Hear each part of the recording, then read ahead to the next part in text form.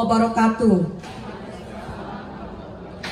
Alhamdulillah, puji syukur kita ucapkan kehadirat Allah Subhanahu wa Ta'ala, yang mana pada kesempatan kali ini kita diberikan kesempatan, diberikan kesehatan oleh Allah berkumpul di aula sekolah kita ini dalam rangka sosialisasi tentang budaya positif. Sebelumnya yang sama kita hormati Bapak Kepala Sekolah dan juga Bapak Ibu Wakil, serta yang kami muliakan Bapak Ibu Guru SMP Negeri 4 Bukit Tinggi. Salawat beriring salam tidak bosan-bosannya kita berikan kepada junjungan kita Nabi besar Muhammad Sallallahu Alaihi Wasallam. Bapak Ibu yang kami hormati, izinkan saya Endang Susilawati selaku calon guru penggerak angkatan 6 untuk menyampaikan atau mensosialisasikan tentang budaya positif. Jadi bagaimana kita seorang guru menanamkan budaya-budaya positif kepada murid-murid kita di sekolah. Baik, sebelumnya kita lihat bagaimana kita mengetahui cara mendidik anak-anak kita. Bapak Ibu tahu, masih ingat siapa bapak pendidikan kita? Siapa? Iya, tentu kita tahu, Bapak Ki Hajar Dewantara. Jadi Bapak Ki Hajar Dewantara inilah yang memberikan beberapa filosofi pemikiran tentang pendidikan. Mungkin ini juga lah yang mengacu pemerintah agar melaksanakan kurikulum merdeka. Bagaimana yang merdeka tersebut? Jadi menurut filosofi Ki Hajar Dewantara, bahwa yang selama ini kita guru hanya mengajar, mentransfer ilmu kepada pendidik. Bagaimana kita memberikan ilmu kepada pendidik sehingga anak-anak kita memiliki kecakapan hidup lahir dan batin. Tapi pada intinya adalah bagaimana kita mendidik anak-anak kita, tidak saja mengajar. Yang mendidik atau pendidikan yang dikatakan oleh Ki Hajar Dewantara adalah memberikan tuntunan terhadap segala kekuatan kodrat yang dimiliki anak. Jadi tugas kita Bapak Ibu menuntun anak, ibaratkan mungkin lebih dari sekedar membimbing, lebih dari sekedar mengarahkan. Bagaimana kita menuntun anak sesuai dengan kodrat yang dimiliki.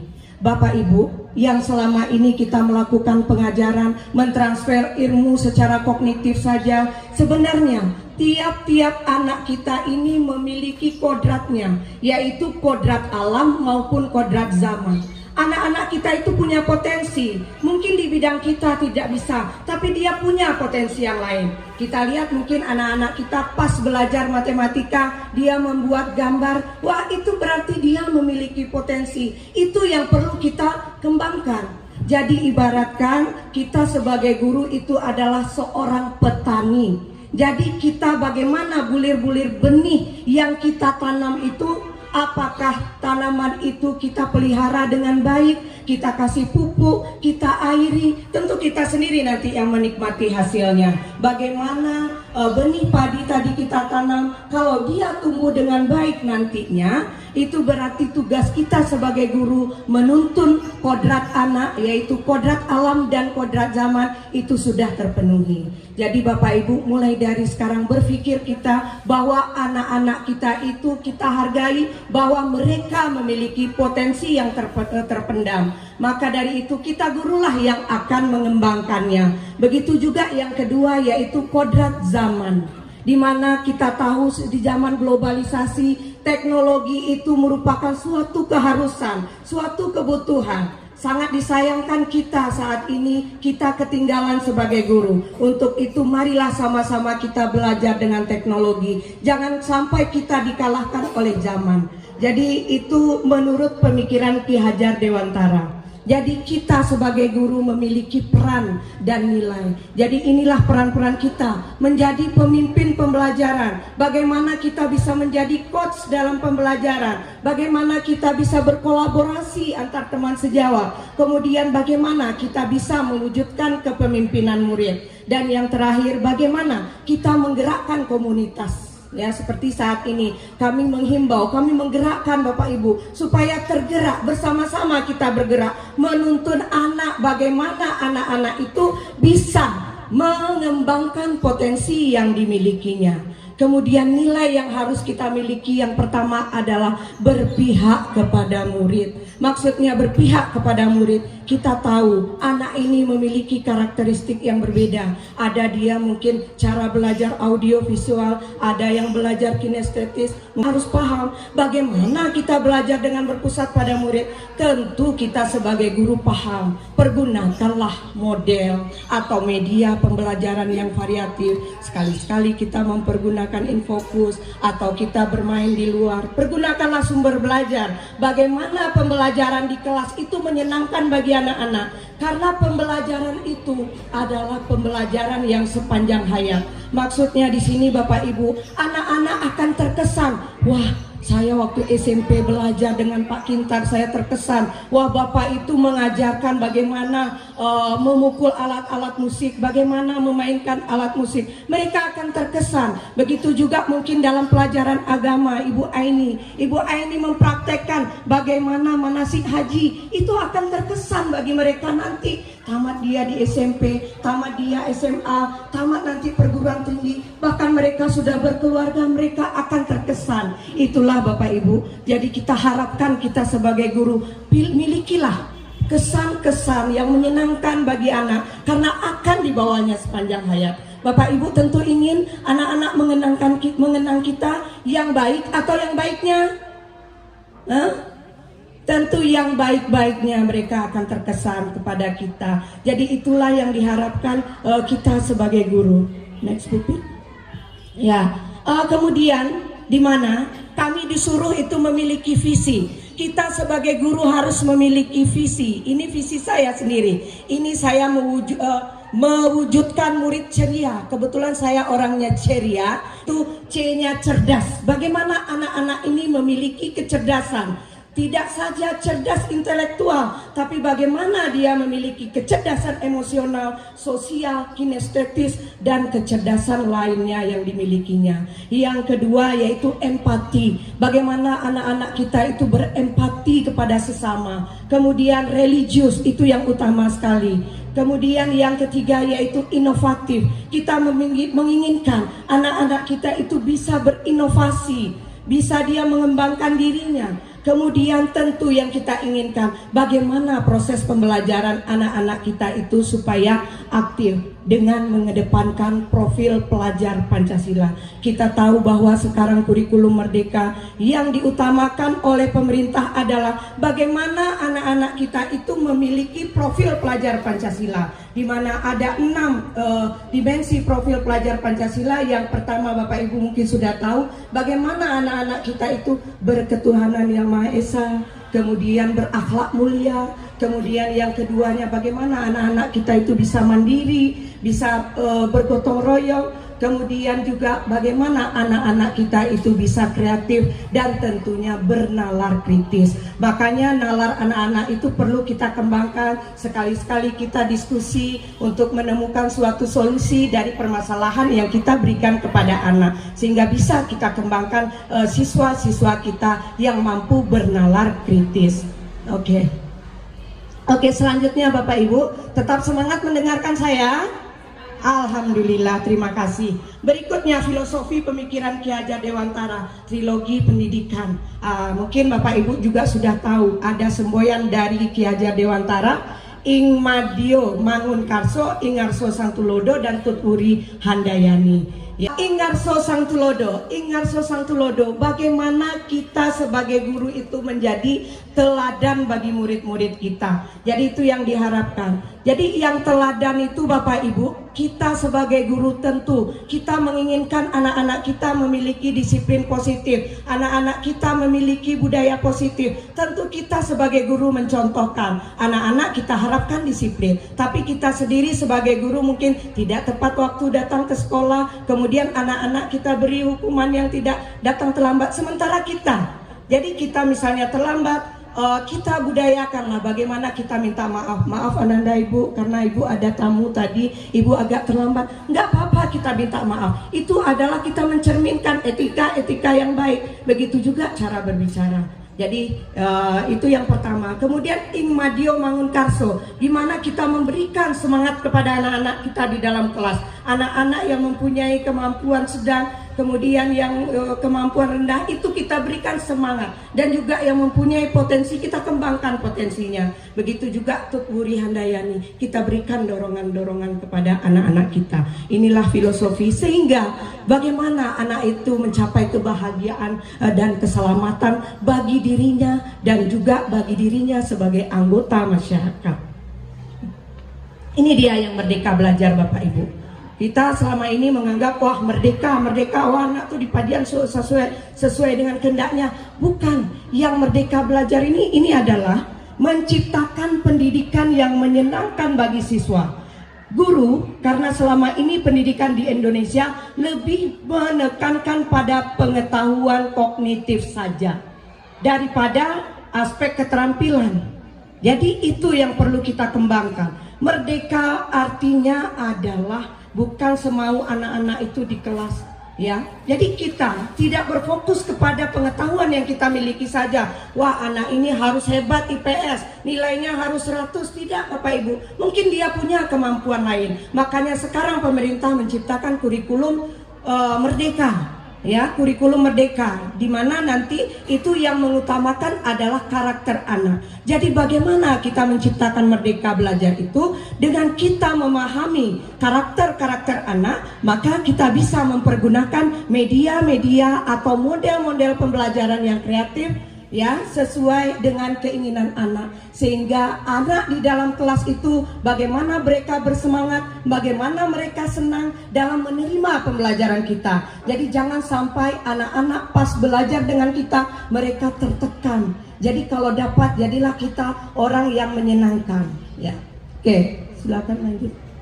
Ya, ini kita disiplin positif, mungkin Bapak Ibu tahu. Jadi kita membudayakan 5S, salam, kemudian juga sholat berjamaah, kemudian kita melaksanakan muadarah bersama, dan banyak lagi kegiatan-kegiatan peringatan hari-hari besar. Itu adalah kegiatan-kegiatan budaya positif yang kita lakukan.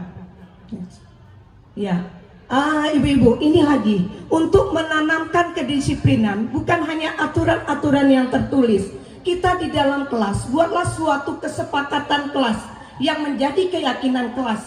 Jadi di awal pembelajaran, mungkin wali kelas juga bisa, atau guru mata pelajaran bisa. Ananda Ibu, kita membuat keyakinan kelas, tapi kita sepakati secara bersama-sama, di mana nilai-nilai kebajikan itu secara universal. Contoh, Ananda Ibu di kelas ini bersedia disiplin? Bersedia. Nanti mereka akan mengumpulkan apa nilai-nilai kebajikan. Nanti kalau misalnya mereka bersama-sama menyetujui, maka kebajikan itulah, nilai-nilai kebajikan itu merupakan keyakinan di dalam kelas.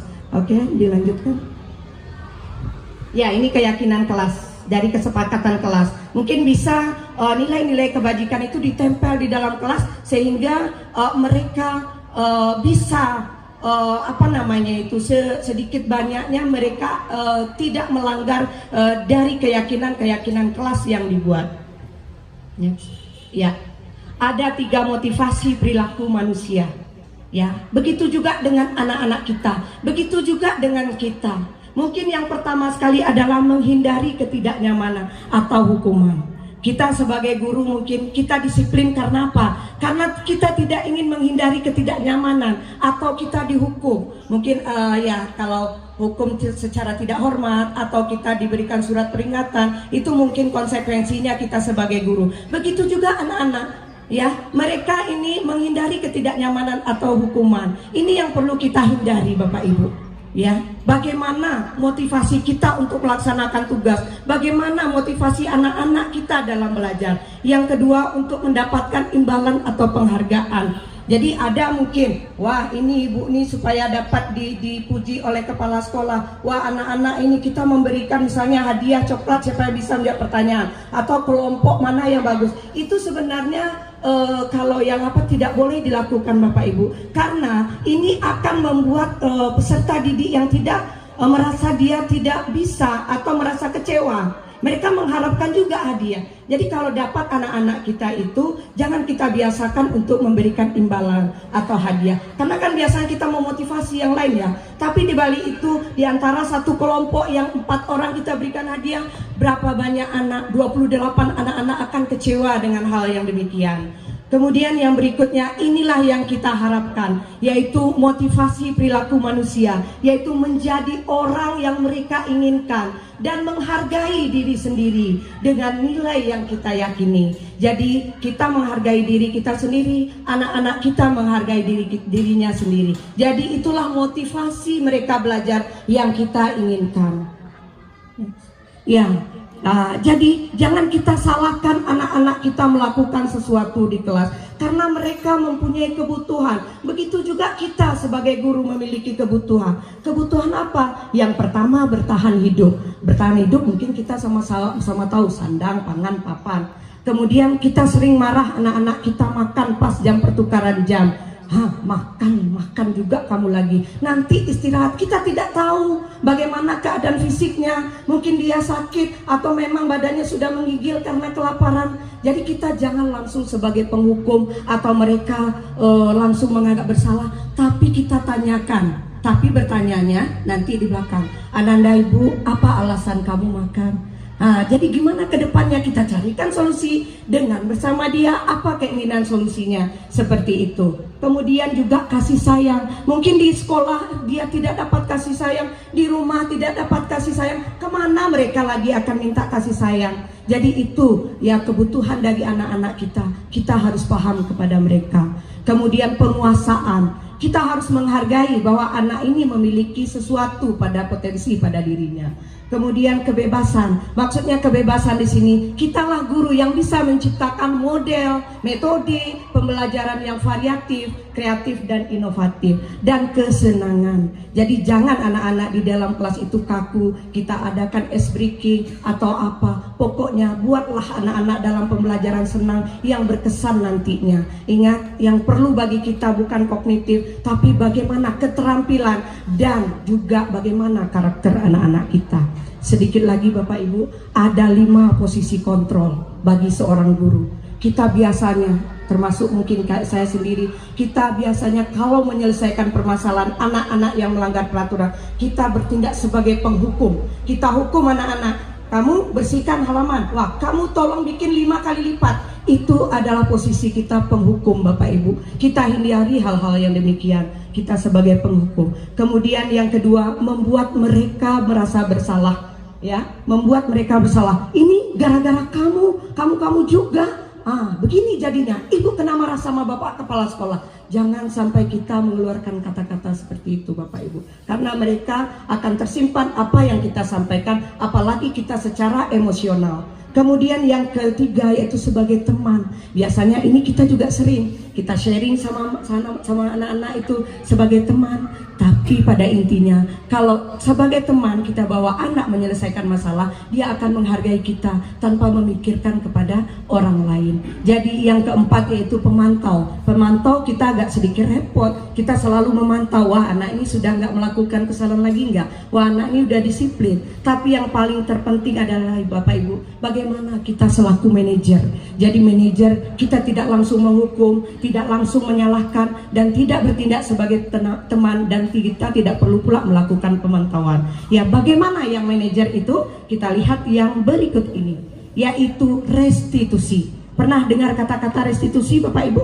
Antara penghukum, konsekuensi, dan restitusi ini ada perbedaannya. Jadi kita jangan sebagai memberi hukuman atau memberikan konsekuensi, tapi bagaimana kita mengatasi permasalahan anak melalui restitusi, yaitu menciptakan kondisi bagi murid untuk memperbaiki kesalahannya, ya, sehingga mereka bisa kembali pada kelompok mereka. Mungkin Bapak Ibu nanti akan saya share dari video YouTube saya cara mengatasi anak, mungkin bisa sama-sama kita belajar. Jadi di sini saya sebagai calon guru penggerak itu sebagai agen perubahan, bukan agen perubahan kepada teman-teman, tapi setidaknya bagi diri saya sendiri. Alhamdulillah semenjak saya mengikuti guru penggerak, alhamdulillah saya sedikit-sedikit memperbaiki diri saya, terutama bagi anak-anak, bagi murid-murid di dalam kelas. Dan juga tanggung jawab saya untuk memberikan kepada rekan-rekan sejawat untuk merubah diri, bagaimana untuk meningkatkan pendidikan yang ada di sekolah kita ini.